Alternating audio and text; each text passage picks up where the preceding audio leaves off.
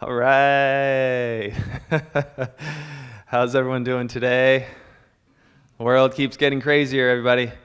And then here we are, right? And this is the practice. This is what we're doing. This is the practice, right? To be in the world, but not of the world. To sit, this is what Lao Tzu, man, this is what Lao Tzu says, to sit in the center of the circle and let all things take their course. Now, you may hear that and be like, that sounds like a little pacifist, like I'm just going to sit in the center of the circle and do nothing. No, that's not what he's saying. He's saying, don't partake in the craziness, sit in the center of the circle, keep your sense of peace, and then choose, this is how I interpret it, choose to act in ways that allows you to keep your peace, but also helps you affect change in the world. That's just a little sidebar. What I really want to talk about today is how to keep your spine healthy and your heart open. So that heart open piece is going to be directly related to what I just talked about. So here's the deal. There is, we are not just physical beings, right? In the modern day yoga world, what ends up happening when you think of yoga is just a very physical exercise, right? And so what we're talking about is not just a physical thing, because you're not just a physical thing. And if you can already be like, yes, or if you're here live, can you do a hashtag team live and hit that like button, hit the love button? And actually what's really valuable about that, not just that you're here and it gives me excitement that you hit the like and love button, hashtag team live, but when you do that, it actually allows us to get this message out to more people. More people are notified that something cool's going down right now on Facebook land. And so if you would hit the like, hit the love button and do hashtag team live, that would be awesome. If you're watching this as a replay, hashtag team replay so that we know who's watching when. That would be awesome. Thank you. So we are not one-dimensional beings. And this is why I titled it, You Keep Your Spine Healthy, but Your Heart Open. What I'm saying is that we have these physical bodies, but we also have a mental body, right? And we also have an emotional body. And here's the key. All three looked at separately, we can work with and refine and make healthier and stronger and even more robust. But what I want to talk about is how the three relate to each other. Now, I'm going to get there towards the end. What I want to talk about first is how to keep your spine healthy, because I do want to give you something that you can actually take away, and it affects your physical practice. And so what I want to talk about is backbending and how to keep your spine healthy and backbending. And I'll start with a story. I went to teacher training. It was 2003 was when I went to teacher training. And when I was there, we did doubles every single day. We'd meditate for 30 minutes in the morning. We do a class. We do these posture tutorials. We do another class. We do a Dharma talk. Literally, it was from 6 a.m. until 10 p.m. every single day, 6 days a week, 1 day off for a 4-week period. One day in class, I'm sitting there and we're doing it's a half moon sequence where you go right, you go left, you go back, right? And I'm looking at this older woman who is, at that point I was 23 years old, just a young sprite full of ego, thinking all big, like I was big. Remember when you were in your 20s? If you're in your 20s, enjoy it. Because there'll be a time where you're going to look back at your 20s and be like, oh my God, I didn't know shit. Right? Hashtag I can relate if you're looking back at your 20s and you thought you were the shit and you know now you didn't know anything. Hashtag I can relate down below, because then you're my people. Okay, so I'm looking at this woman and she's doing a backbend. So I'm in my early 20s and she has to be 60. And so I look, and this is me kind of pre-framing so you guys know where I'm coming from. Martial arts, super competitive, right? I don't just do martial arts. I dominate. I take people down. And I've tried to approach my yoga practice like that. So I look at her in this, it was a gorgeous backbend. I mean, she had this fluidity and this movement of the spine that I didn't have. And so as I was moving into it, I felt stuck. I could literally feel the spine, right here, it just wasn't moving. But I look at her and she was there and then went even deeper and went even deeper. And the look on her face was she was God was talking to her. I was like, I'm going to do that. And so I pushed myself harder and I ended up injuring it. It was a slight injury. It was just a little, too much of a compression. It was a strain. But it taught me a lesson, a valuable lesson. And that is two people who look the same in a pose are never feeling it the same. Why? Because our bodies are made differently. Now, I want to talk about that in relationship to backbending, and particularly the spine, right? The spine essentially has three sections, right? You can argue in that point, but just bear with me for a moment. You have the cervical, right? The neck. You have the thoracic, and then you have the lumbar.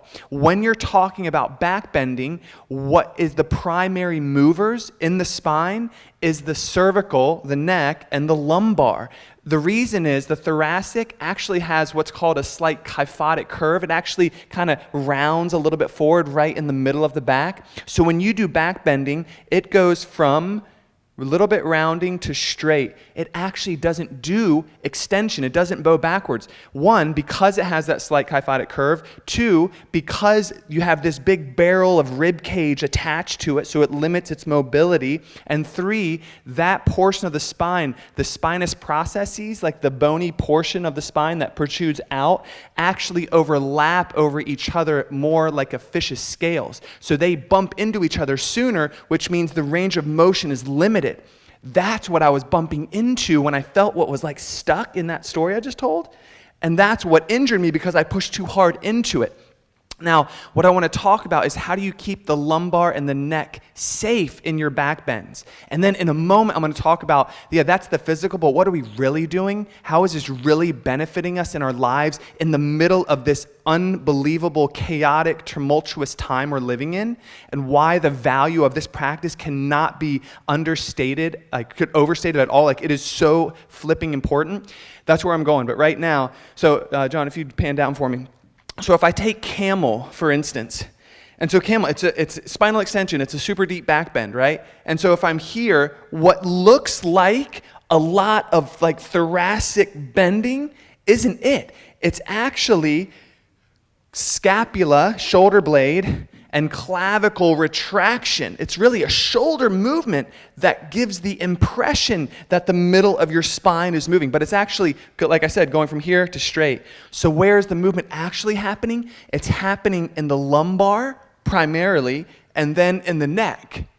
And so if you have this idea that yoga is all about flexibility, and the more I practice, the more flexible I should get, indefinitely over like forever, then you're going to reach a point where you've worked through all of soft tissue, all of the muscular restrictions, and you're going to hit a point where you get compression. Compression isn't bad. It just means the range of motion in any joint has reached its limit. Doesn't mean yoga ends, it just means you're on a maintenance level now, unless you do things that tighten your body back up, and then you're just working this kind of yin-yang of tightening and releasing, but just the design is keep doing what you love. This is my point. To keep doing what you love in terms of back bending, it's important for your spine to stay healthy. How do you do that? It's muscular engagement of the front of the body.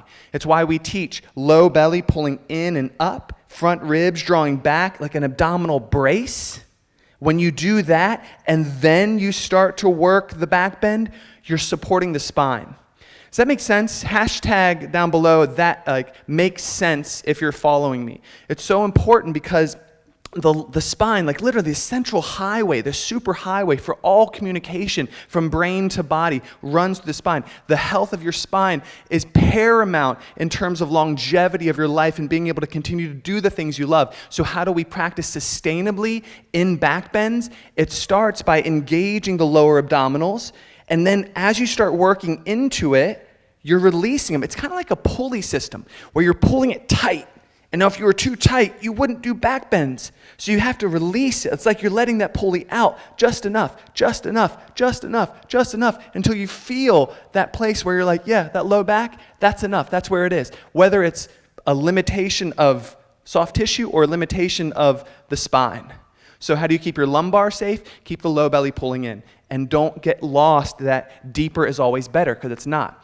As my story told you, deeper wasn't better for me. It actually injured me. Now, here's what everyone gets caught up in. Oh, you want to release the head and the neck, and so just let the head go all the way back and float. Oh, yeah, that feels so great. No, it doesn't. Maybe for some, but most people, you get to a point in your neck where all of a sudden, what should be a bow becomes a hinge. And there's one point, it's called a joint reaction force, where there's an incongruent amount of pressure on one little disc, because you're letting the entire weight of the head fall back. One time may feel great, 2 times may feel great, but it's the constant, repetitive, day in and day out abuse of that disc by letting your head float back that could eventually cause injury or harm to the cervical.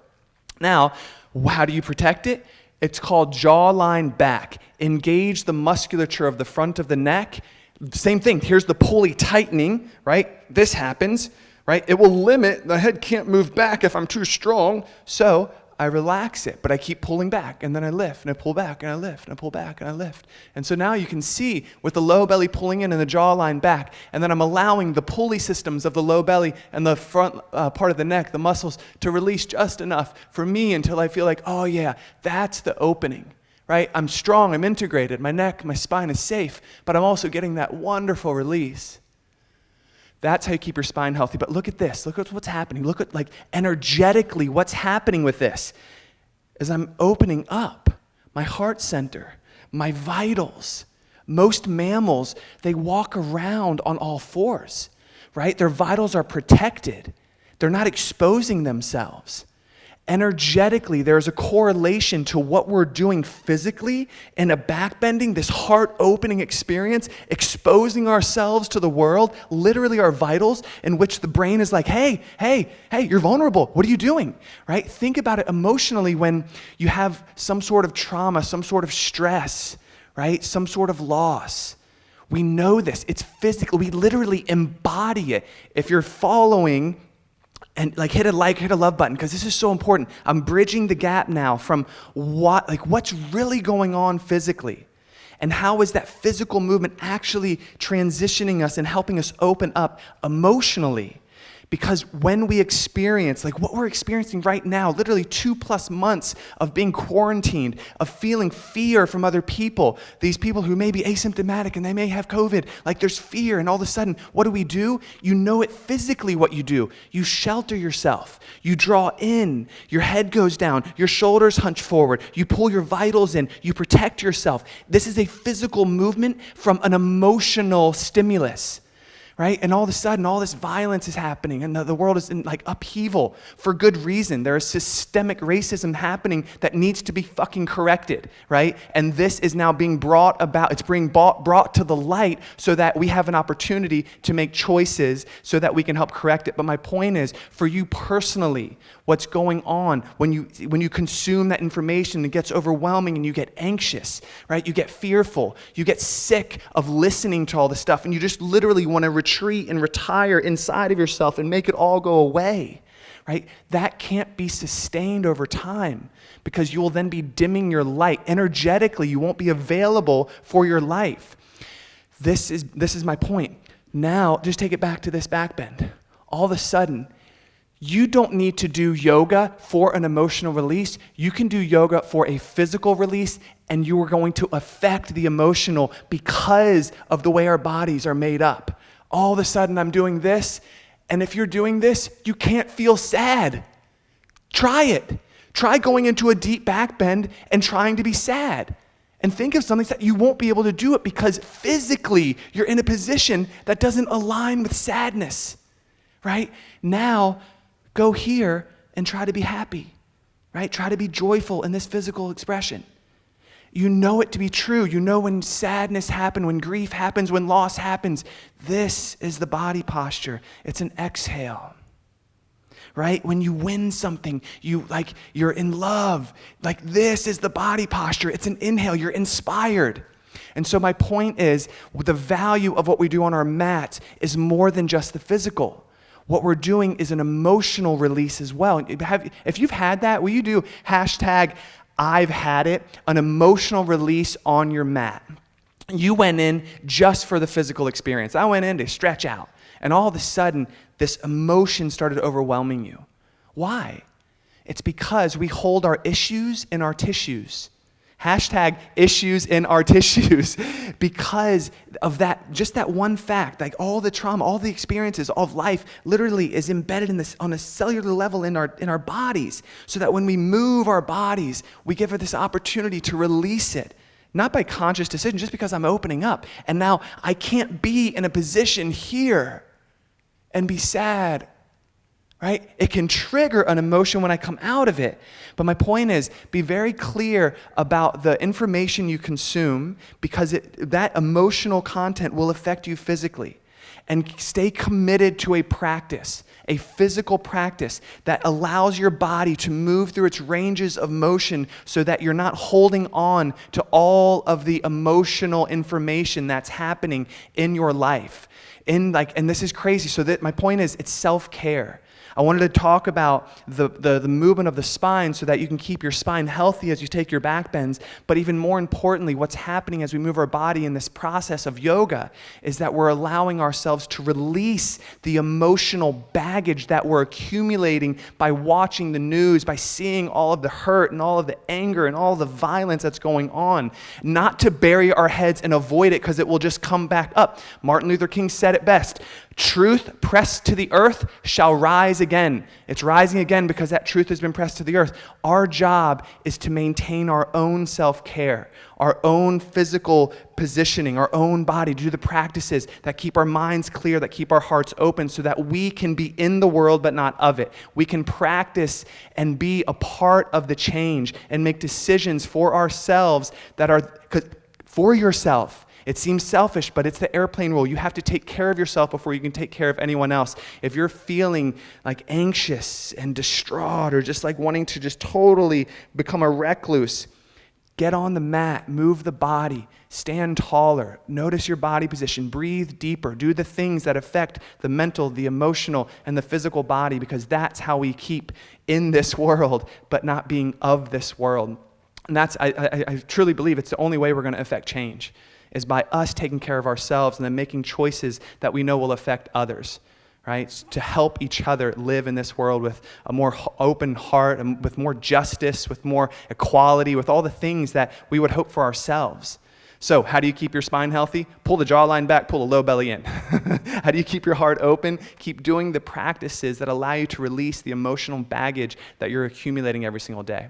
That's all I got for you today. I appreciate it. If this was valuable, do me a favor, hit some like buttons, hit some love buttons, or if you wouldn't mind putting a hashtag value. Again, it's not just so that we know what's going on. It also actually lets other people see this, and we can impact and help more people in this world, which I believe right now is the time. So thank you so much. I appreciate your attention. Peace.